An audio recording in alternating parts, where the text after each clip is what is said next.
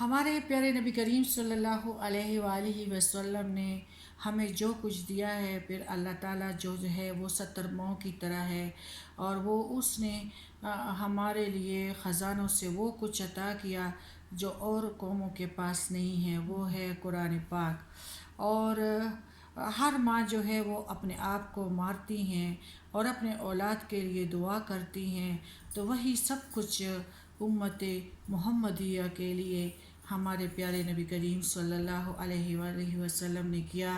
وسیلہ نہیں ہے، بدعت نہیں ہے، اور فیشن کے لیے اپنے دین کو چھوڑنا نہیں ہے۔ فیشن تو یہ بھی ہے کہ سب کچھ کرو، خوشی کے ساتھ کرو، لیکن اس کے اندر جو عقیدہ اعمال پر انداز نہ ہو، تو اس طرح ایسے درخت کی مانند ہے جس کا تو نہ سایہ ہے اور نہ ثمر۔ اس عقیدے پر قائم رہ کر انسان کچھ حاصل نہیں کر سکتا، نہ کچھ پا سکتا ہے۔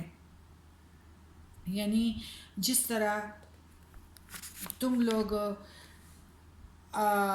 جب سڑک پہ دیکھتے ہو تو دور سے اس پہ تم لوگوں کو پانی نظر آتا ہے، جب قریب جاتے ہو تو کچھ نہیں ہوتا، نہ پانی، اور خشک روڈ ہی تم لوگ پاتے ہو۔ تو یہی کوشش کرنی چاہیے کہ اللہ تعالیٰ نے ہمیں کس چیز کے لیے بھیجا ہے۔ شہد اللہ انہ لا الہ، سورہ آل عمران 18۔ شہد اللہ انہ لا الہ الا هو والملائکۃ واولو العلم قائما بالقسط لا الہ الا هو العزیز الحکیم۔ یعنی علم حاصل کرو گے اور کچھ لوگ اس میں اٹھیں گے، تو بات یہ ہے کہ تدبیر تم کرو گے اور تقدیر معاون ہوگی، مددگیر ہوگی۔ جس طرح علامہ اقبال کہتے ہیں، خودی کو کر بلند اتنا کہ ہر تقدیر سے پہلے خدا بندے سے خود پوچھے بتا تیری رضا کیا ہے۔ وہ میں نے بیدک الخیر میں کہ اللہ تعالیٰ فرماتے ہیں کہ میرے پاس خیر ہی خیر ہے، لیکن جو کچھ تمہیں پہنچتا ہے وہ صرف اس وجہ سے کہ اس میں تم لوگوں کی اعمال ہوتے ہیں، تو وہ شر، اور اس شر کو میں اپنے اسکیم کے اندر اس طرح فٹ کر دیتا ہوں کہ انسان کہتا ہے کہ یہ اللہ کے اذن سے ہوا ہے۔ بات یہ ہے کہ بعض لوگ کہتے ہیں کہ ایسا نہیں ہوا اور میری کوشش پوری تھی، پھر تقدیر پر خوش ہونا، اور اس طرح ہم رشتوں میں جو آج کل تحقیقات نہیں کرتے اور چمک دمک کو دیکھتے ہیں، خدا کرے وہ حرام کا ہو حلال کا ہو، سب کچھ چھوڑتے ہیں، لیکن گاڑیاں اور کوٹیاں دیکھتے ہیں، کبھی نماز کا نہیں پوچھا، کبھی دین کے بارے میں نہیں پوچھا، سب کچھ کو چھوڑ کے اللہ کو چھوڑتے، اللہ کے بس یہ اللہ کے کام ہے، سب کچھ ٹھیک ہے۔ اور پھر جب بچی ادھر خوش نہیں ہوتی تو پھر تقدیر پر الزام لاتے ہیں، جہاں آپ کی انتہا ختم ہو جائے۔ یعنی یہ بات کرنی چاہیے کہ لڑکا نمازی ہے، حلال کمائی ہے یا حرام، ہاں اچھا، پھر اگر یہ سب کچھ تھا اور وہ مر گیا تو پھر یہ تقدیر ہے، ایک لاٹھی سے سب کو ہانکا نہیں جاتا۔ تدبیر کے مطابق جو ہے جواب دہی ہوگی، اور نہ تقدیر کو الزام نہیں لگا سکتے۔ جو کوشش کرتا ہے اللہ تعالیٰ اس کو عطا کرتا ہے، جو نیکیوں کی کوشش کرتا ہے اللہ تعالیٰ اس کو عطا کرتا ہے۔ اللہ تعالیٰ وَهُوَ خَيْرٌ مِّمَّا یجمعون، وہ قرآن وہ ہر اس چیز سے بہتر ہے جو لوگ قرآن پاک وہ ہر اس چیز سے بہتر ہے جو لوگ جمع کرتے ہیں، دولت سے، زیورات سے، ہیرے جواہرات سے، جائیداد سے، ساز و سامان سے، دنیا کے ہر علم سے۔ ہمارے لیے تو جانوروں کے گلے کاٹے جاتے ہیں، ہم کھا بھی لیتے ہیں، لیکن پھر بھی اس رب کی شکر ادا نہیں کرتے۔ اس طرح 1960 میں شاہ فیصل آئے تھے اور کراچی ایئرپورٹ پر جب اتر گئے تو کچھ مرد خوشی کے لیے آگے بڑھے، اور اس کے بعد خواتینوں نے بھی گلدستے پکڑے ہوئے تھے۔ اس نے کہا یہ کیا ہے؟ انہوں نے کہا یہ خواتین ہیں، نہیں یہ عورتیں نہیں ہو سکتی، عورتیں سر سے لے کر پاؤں تک تو پردے کا نام ہے. اللہ نے ان کو کچھ اور کہا ہے یعنی خسرے. اگر یہ عورتیں ہیں تو ان پر حجاب کرے. اور پھر ان کو قائد اعظم کے قبر پہ جانے کو کہا گیا تو آپ نے انکار کیا کہ مجھے یہ نہیں لگتا، بلکہ ایسے قبروں پہ اوپر لگاؤ کہ جہاں یعنی قبر پہ یہ لکھنا چاہیے کہ جہاں آج میں کل تم یہاں پر ہوگا. جہاں آج میں ہوں تو کل تم یہاں پر ہوگا. کیونکہ جہاں پر آج تم ہو وہاں کل میں تھا. قبروں پہ یہ لگاؤ. اور میرے لیے جو ہے سلام جو ہے وہ مدینہ میں ہے اور میں ادھر ہی جاؤں گا. یعنی اس نے عورتوں کو کیا کہا کہ یہ خسرے ہیں. پھر آج ہماری جو حضرت آدم علیہ السلام یعنی آیات میں نے پڑھی کہ آدم علیہ السلام اور نوح علیہ السلام کو جس طرح نوح علیہ السلام کو پیدا کیا گیا وہ میں نے آپ کو بتا دیا کہ نوح علیہ السلام حضرت آدم تھے. حضرت آدم علیہ السلام کے بعد جو بہت اونچے تھے اور 9.5 سال یعنی 50 سال کم 1000 سال اس نے تبلیغ کی اور اس کے 3 بیٹے بچ گئے اور کنعان جو تھا وہ غرق ہو گیا. اور جودی پہاڑی پہ حضرت نوح علیہ السلام کی کشتی نے ٹہرور لے لیا. اگر ٹائٹینک بہت مضبوط تھا تو ان لوگوں نے دعوے بھی کیے تھے تو وہ ریزہ ہو گیا. اور ایک لکڑی کی جو ہے کشتی وہ ابھی تک سلامت ہے. تو وہی ہوتا ہے جو رب کرتا ہے.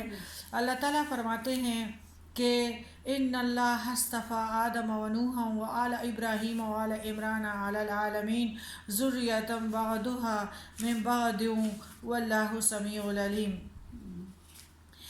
بے شک اللہ تمام جہانوں کے لوگوں سے آدم علیہ السلام اور نوح علیہ السلام ابراہیم ڈائنوسور کو آپ دیکھیں. پہلے لوگوں کے قدیں بھی بہت زیادہ لمبی اور طول و دراز سب کچھ اور طرح کا تھا. طاقتیں بھی ان کی اور طرح کی تھی. آج کل کی خوراکیں بھی ایسی ہیں اور پیارے نبی کریم صلی اللہ علیہ وسلم کی عمر بھی کم ہے، قدیں بھی کم ہیں. اور آدم علیہ السلام اور جس طرح ڈائنوسور جو ہے نا یہ پہاڑوں میں اور جو زمینوں سے اس کی ہڈیوں کو نکالا گیا ہے کہ یہ پانی کی جانور ہے، تو ایسی اژدہائیں ضرور تھی لیکن اب ختم ہو گئی ہیں. تو اس طرح اللہ تعالیٰ نے تمام جہانوں کے لوگوں میں آدم علیہ السلام، نوح علیہ السلام، ابراہیم کے خاندان اور عمران کے خاندان کو انتخاب فرمایا اور یہ سب آپس میں ایک دوسرے کے نسل سے ہیں. اللہ سنتا ہے، جانتا ہے. اللہ نے اپنے بزرگ ہستیوں کو تمام جہان پر فضیلت عنایت فرمائی. حضرت آدم علیہ السلام کو اپنے ہاتھ سے پیدا کیا، اپنی روح ان میں پھونکی اور ہر چیز کے نام انہیں بتلائے، جنت میں انہیں بسایا، پھر اپنی حکمت کے اظہار کے لیے زمین پر اتارا. جب زمین پر بت پرستی قائم ہو گئی تو حضرت نوح علیہ السلام کو سب سے پہلا رسول بنا کر بھیجا. پھر ان کی قوم نے سرکشی کی اور تقریباً 50 سال کم 1000 سال میں چند لوگوں نے عمل کیا. پھر جو ہدایت پر جس نے عمل نہ کیا، حضرت نوح نے دن رات پوشیدہ اور ظاہر اللہ کی طرف دعوت دی لیکن قوم نے ایک ہی نہ سنی.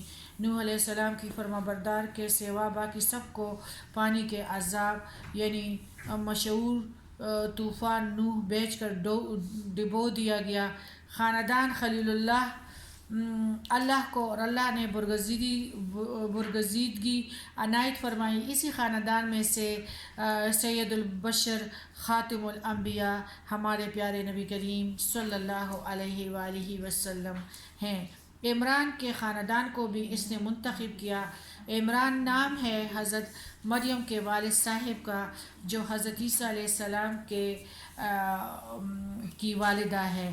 ان کا نسب نامہ بقول محمد بن اسحاق رضی اللہ تعالیٰ علیہ السلام سے ہیں. عمران بن ہاشم جو تھے وہ سلیمان بن داؤد علیہ السلام. پس عیسیٰ علیہ السلام بھی حضرت ابراہیم علیہ السلام کے نسل سے ہیں اور سورہ انعام میں اس کی تفسیر موجود ہے۔ پھر اللہ تعالیٰ فرماتے ہیں کہ بی بی مریم نے 36 آیات ہے سورہ عمران کے، اس قالتم رأت عمران ربی انی نظرت لک ما فی بطنی محررا فتقبل منی انک انت السمیع العلیم فلما وضعتها قالت ربی انی وضعتها انثى واللہ اعلم بما وضعت وليس الذکر كالأنثى وإني سمعتها مریم وإني أعيذها۔ یہ جب کیا ہے کوئی عورت حاملہ ہو تو ان کو یہ دعا ضرور پڑھنی چاہیے، وَإِنِّي کہ شیطان سے وہ بچہ بچا رہے، وَإِنِّي أُعِيذُهَا بِكَ وَذُرِّيَّتَهَا مِنَ الشَّيْطَانِ الرَّجِيمِ۔ جب عمران کی بیوی نے کہا اے میرے رب، میرے پیٹ میں جو ہے اسے میں نے تیرے نام آزاد کرنے کی نظر مانی تو تو میری طرف سے قبول فرما، یقیناً تو خوب سننے والا اور پوری طرح جاننے والا ہے۔ جب بچی تولید ہوئی تو کہنے لگی پروردگار مجھے تو لڑکی ہوئی ہے، اللہ کو خوب معلوم ہے کہ کیا اولاد ہوئی ہے، اور لڑکا اور لڑکی جیسا نہیں، میں نے اس کا نام مریم رکھا ہے، تیری پناہ میں دیتی ہوں اسے اور اس کی اولاد کو شیطان مردود سے پناہ میں دیتی ہوں۔ حضرت عمران کی بیوی جس کا نام تھا حنا، حضرت مریم کی والدہ تھی۔ حضرت محمد بن اسحاق فرماتے ہیں کہ انہیں اولاد نہیں ہوتی تھی۔ ایک دن ایک چڑیا کو دیکھا کہ وہ اپنے بچوں کو چوغا دے رہی تھی تو انہیں ولولہ اٹھا اور اللہ سے اسی وقت دعا کی اور خلوص کے ساتھ اللہ کو پکارا۔ اللہ نے ان کی دعا قبول فرمائی اور اسی رات انہیں حمل ٹھہر گیا۔ جب حمل کا یقین ہوا تو نظر مانی کہ اللہ تعالیٰ مجھے جو اولاد دے گا اسے بیت المقدس کی خدمت کے لیے اللہ کے نام پر آزاد کر دوں گی۔ تو میرے اس مخلصانہ نظر کو قبول فرما، تو میری دعا کو سن رہا ہے، تو میری نیت کو بھی خوب جان رہا ہے۔ اب یہ معلوم نہ تھا لڑکا ہو یا لڑکی۔ جب بچہ پیدا ہوا تو دیکھا کہ وہ لڑکی ہے، اور لڑکی کو تو اس قابل نہیں کہ وہ مسجد مقدس کی خدمت انجام دے سکے، اس کے لیے تو لڑکا ہونا چاہیے تھا۔ تو عاجزی کے طور پر اپنی مجبوری یعنی اللہ جناب باری میں ظاہر کی کہ اے اللہ میں تو اسے تیرے نام پر وقف کر چکی تھی لیکن مجھے لڑکی ہوئی ہے۔ واللہ اعلم بما وضعت بھی ہے، یعنی اللہ کا یہ فرمان ہے، یعنی یہ قول بھی حضرت حنا کا تھا، اللہ خوب جانتا ہے کہ میرے ہاں لڑکی ہوئی ہے، اور تا کے جزم کے ساتھ بھی جب آتا ہے تو یعنی اللہ کا یہ فرمان ہے کہ اللہ کو بخوبی معلوم ہے کہ کیا اولاد ہوئی ہے۔ فرماتے ہیں کہ مرد عورت برابر نہیں، میں اس کا نام مریم رکھتی ہوں۔ اس سے ثابت ہوتا ہے کہ جس دن بچہ پیدا ہو اس دن نام رکھنا بھی جائز ہے، کیونکہ ہم سے پہلے لوگوں کی شریعت ہماری شریعت ہے اور یہاں یہ بیان کیا گیا ہے اور تردید نہیں کی گئی بلکہ اسے ثابت اور مقرر رکھا گیا۔ اسی طرح حدیث شریف میں بھی ہے کہ رسول اللہ صلی اللہ علیہ وسلم نے فرمایا آج رات میرے ہاں لڑکا ہوا اور میں نے اس کا نام اپنے باپ حضرت ابراہیم کے نام پر رکھا ہے، اور یہ بخاری مسلم میں بھی ہے کہ اس کا نام ہے ابراہیم۔ رسول اللہ صلی اللہ علیہ وسلم نے فرمایا ہر بچہ اپنے عقیقے میں گریوی ہے، 7ویں دن عقیقہ کرے یعنی جانور کو ذبح کرے اور نام رکھے اور بچے کا سر منڈوائے۔